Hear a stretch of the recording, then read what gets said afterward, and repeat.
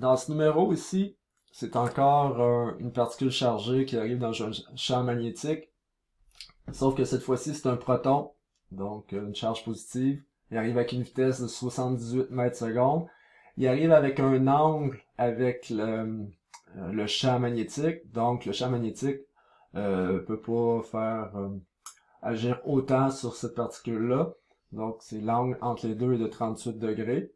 On va aller chercher l'intensité avec notre formule ici, donc la force magnétique, la charge, 1,10 fois 10 à la moins 19, comme ça, la vitesse avec laquelle il arrive, parce que sinon il n'y aurait pas d'effet du tout là-dessus, donc 78, l'intensité du champ auquel il va passer, et là, sin de 38 degrés, comme ça. On calcule ça. Ça me donne que l'intensité avec les chiffres significatifs est de 2,1 fois 10 à la moins 17 newton. Maintenant, l'orientation de cette force-là. Encore une fois, la main droite. Et là, on se rappelle, c'est que là, la main droite, c'est quoi? C'est les doigts pointent dans le sens du champ magnétique, le pouce dans le sens de la vitesse de la particule. Dans ce cas-ci, pour pouvoir faire ça, mes doigts s'en vont par là, donc ils suivent le champ. Mon petit pouce s'en va avec la vitesse de ma particule par là, donc comme ça. Et là, ma paume est où? En face de moi, donc elle sort de la feuille. Donc la force, là c'est une charge positive, donc c'est réellement la technique de la main, c'est la paume dans ce cas-ci. Donc la paume, ça pointe vers moi dans ce cas-ci. Alors, ça va sortir de la feuille. Ça veut dire que ça sort du plan. Ça veut dire que ça sort du plan. Alors, soit que sortant du plan ou sortant de la feuille, quand tu travailles sur ta feuille, donc sortant de la feuille. Puis ça serait vers l'intérieur de la feuille, ça veut dire plutôt à l'intérieur, mais là, ça serait intérieur de la feuille ou vers l'intérieur, peu importe. Donc, ça, c'est la force. Par la suite, ça, c'était A.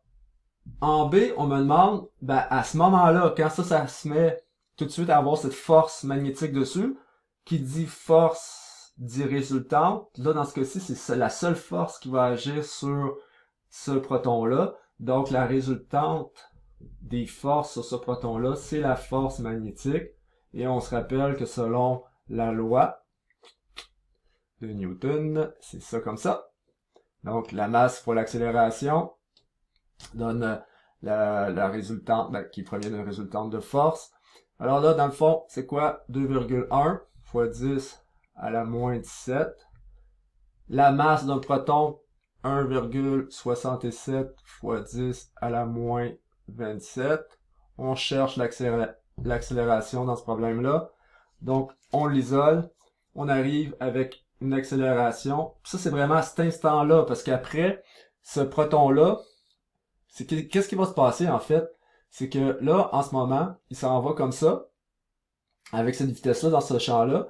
La force va faire en sorte qu'il va se mettre à toujours à la même vitesse. Il va à la même vitesse, ça n'a aucune influence sur la vitesse à laquelle il rentre, mais il va se mettre à courber puis rentrer, en fait, s'en venir vers moi, ça veut dire sortir de la feuille avec cette vitesse-là, puis il va se mettre à faire un mouvement circulaire, puis que par la suite, si vraiment tout est maintenu, il va continuer, il va tourner en rond dans ce champ-là. Okay? Puis au début, c'est ça, c'est l'accélération causée par la force pour commencer à le faire dévier, mais une fois qu'il a parti sa déviation, sa vitesse est constante, puis là, ça va être un mouvement circulaire uniforme. Donc là, on va rentrer le principe de la force centripète. La force centripète, dans le fond, on va être causée par quoi? Par la force magnétique, parce qu'une force centripète, c'est tout le temps une résultante. On s'en rappelle. Dans ce cas-ci, c'est quoi qui cause le mouvement circulaire? C'est la force magnétique. Alors, finalement, notre accélération, c'est comme ça va être l'accélération centripète, puis la vitesse va être, dans le fond, tangentielle au mouvement tout le temps. Mais bon, ça on va en reparler quand on va dans une autre leçon.